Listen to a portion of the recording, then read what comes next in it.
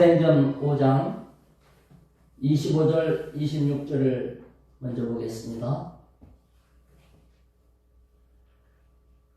사도행전 5장 25절 26절 같이 봅니다. 시작. 사람이 와서 알리되 보소서 옥에 가두었던 사람들이 성전에 서서 백성을 가르치더이다 하니 성전 맡은 자가 부하들과 같이 가서 그들을 잡아왔으나 강제로 못하면 백성들이 돌로 칠까 두려워함이더라. 성령의 도움으로 복음은 더 전파됩니다. 하나님 말씀을 가지면 하나님은 도우시지만 마귀도 방해의 길을 쓰지요. 하나님께서 사단이 방해하도록 그냥 두시는 이유가 있습니다. 막지 못해서 사단이 방해하는 게 아니에요. 사단의 방해를 통하여서 더 큰 계획이 이루어집니다. 또 전도자들이 더 체질이 강해집니다. 영역이 강해진다고 말이에요. 보통 근육을 만들려면 근육이 힘들 정도로 힘을 써야 근육이 만들어진다 그러죠. 마찬가지로 영역은 시련, 역경, 방해, 고난, 문제 이런 것들을 맞닥뜨려 헤쳐나가는 과정에서 강화됩니다. 영역이 강화되지 않으면 주님 오실 때에 용의 역사로 더 크게 성도들을 휘어잡으려고 하는 사단을 대적하여 이기기 어렵죠. 마귀를 대적하여 이기고자 한다면 영권을 회복해야 되고 그 영권은 어려움을 통하여 강화됩니다. 영권이 아무 어려움 없이 그냥 절로 쑥 커지는 경우가 없다는 얘기죠.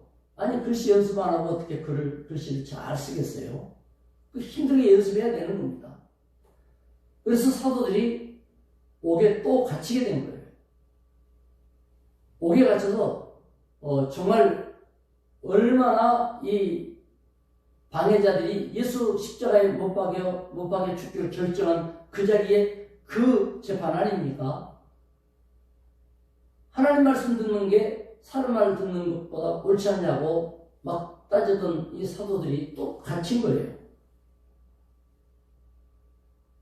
복음이 전파되고 교회가 막 성장하니까 이만 시기심이 나서 못 견디는 거예요. 그게 어느 정도 이해가 돼요.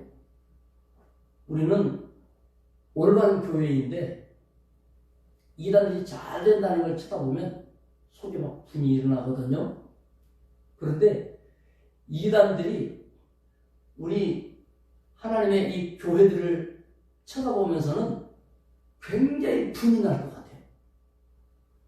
야, 저것들은 뭐 한다고 저렇게 잘 되고 있나? 이렇게 생각하면서 이단에 빠진 사람들이 우리는 잘못된 교훈을 받고 있어. 이렇게 생각하지 않고 우리가 바른데 바른 우리는 왜 이렇게 조그맣고 저 잘못된 교회들은 저렇게 왕성하는가? 이 시기심이라는 게 보통이 아니란 말이에요. 오죽하면 사촌이 땅을 싸면 배가 아픈다 그랬는데 요즘은 땅 사기도 전에 부동산에 들어갔다만 나와도 배탈이 나가지고 설사한다고. 내가 절대로 사촌 잘 되는 거를 못 본다. 사촌의 문제가 아니에요. 절대로 내가 동서가 잘 때는 못 본다는 거 아니에요. 이건 절대로 못 본다는 거예요. 딴 거 몰라도 그것만큼은 못 봐주겠다. 그런데 유대인들이 우리 기독교회가 일어나는 그것만큼은 동서가 문제가 아니에요. 이건 그냥 진짜로 못할 일. 옥에 가둬라. 그런데 하나님의 사자가 또 옥문을 열고 다 빠져나가게 있지 않습니까? 이래서 뭐라고 그랬어요? 하나님의 사자가 야 겁내지 말고 성전에 서서 복음을 전해라 이랬거든요. 빠져나가고 숨는 게 아니고 웬만한 사람 같으면 옥에서 빠져나갔으면 분명히 색출령이 내리고 체포령이 내리고 뻔할 거니까 한동안은 죽어서 지내자 이래 숨을 건데 바로 뭐가 잘났다고 또 그냥 성전 그것도 어디 뭐 슬며시 숨어서도 아니고 사람이 제일 많이 모이고 누구나 알 수 있는 성전에 가가지고 서서 막 예수 그리스도를 증거하니까 이게 뻔히 들키는 거 아니에요? 당연히 잡아갔죠. 가장 사람 많은 곳에서 복음을 증거하는 이만큼 복음은 당당했어요. 예수 증거는 뭐 내 몸이 잡혀가냐 풀려났냐 이거보다도 주님이 명하시는 것 감당하자, 그거밖에 눈에 보이는 게 없는 거예요. 무조건 그냥 무조건.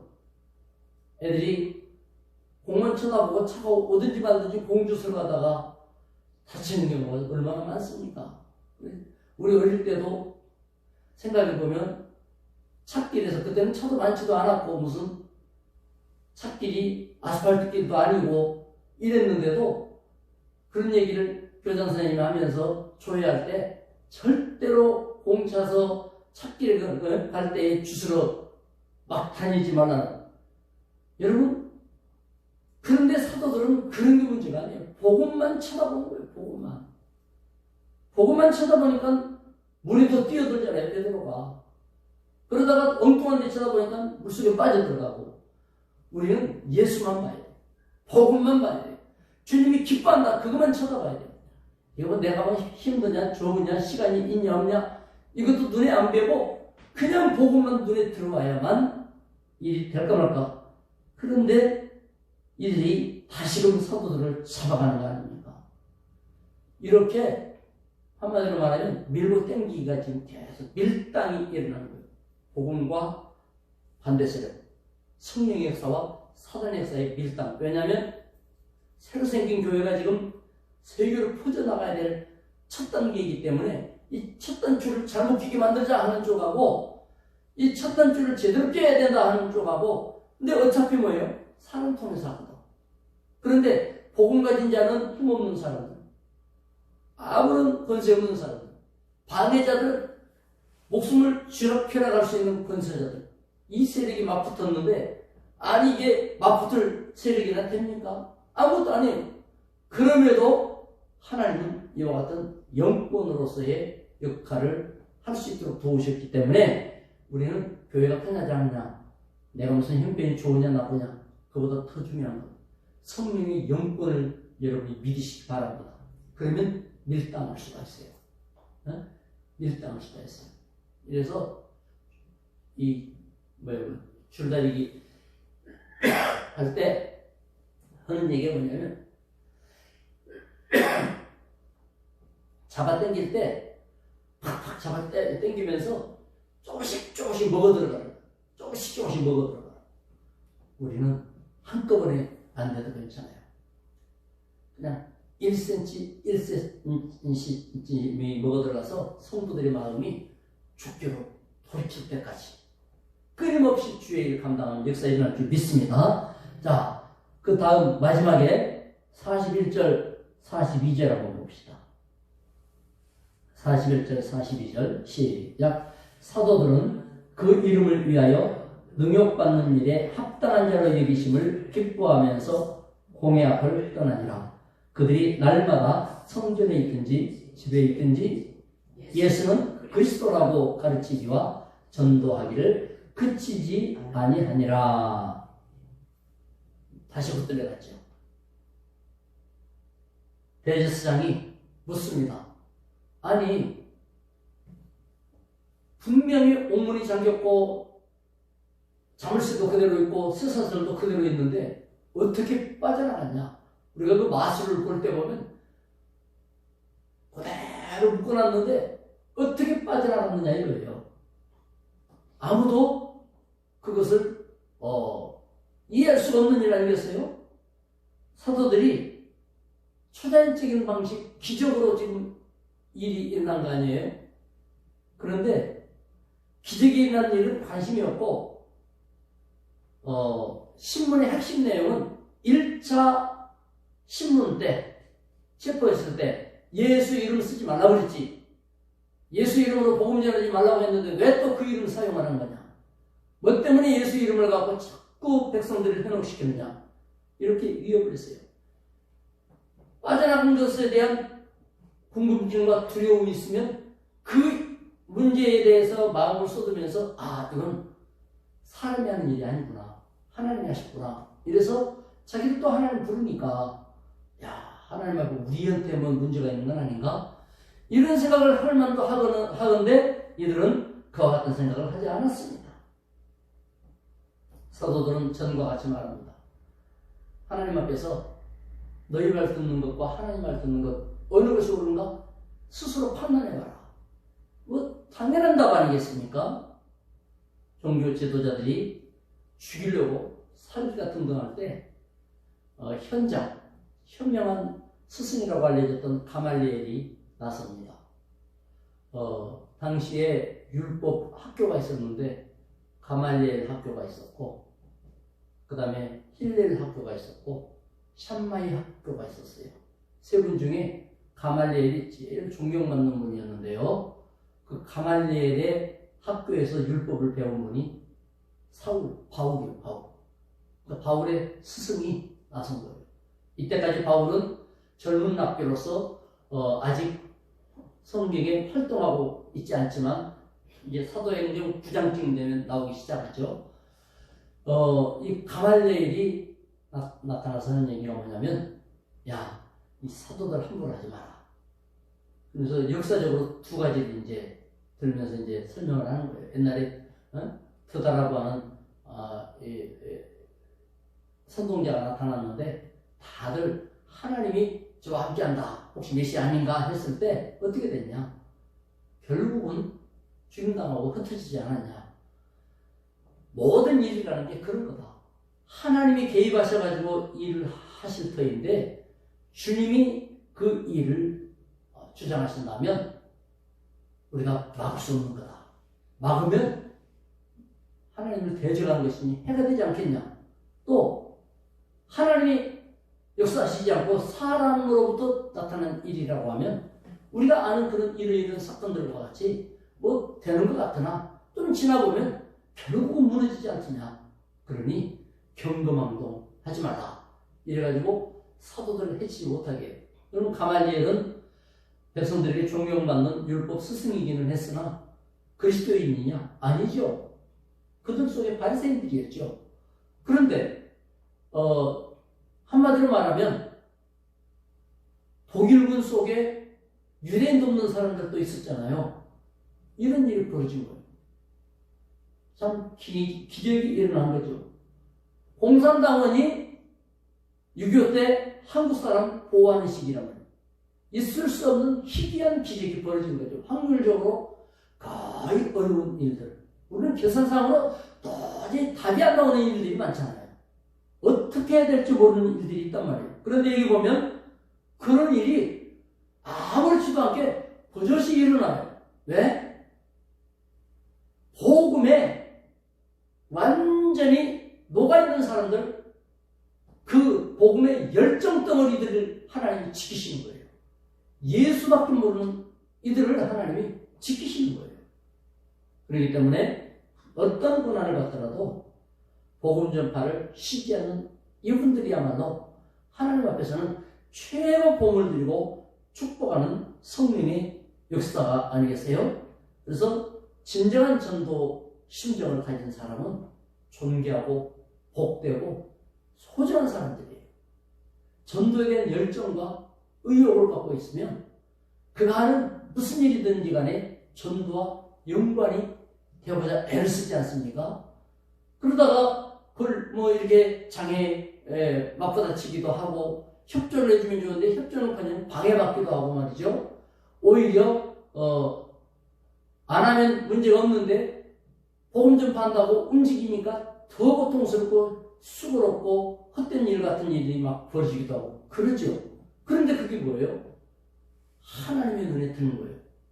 주님은 도저히 인간 계산으로 있을 수 없는 그와 같은 일들을 주님이 일으키시면서 하나님이 하시고자 하시며 사도들의 의욕을 일으키시고 복 주시고 역사하시는 윌리엄 캐리라고 하는 분이 인도 최초 인도 선교사거든요. 인도는 중국보다 인구가 지금 더 많죠.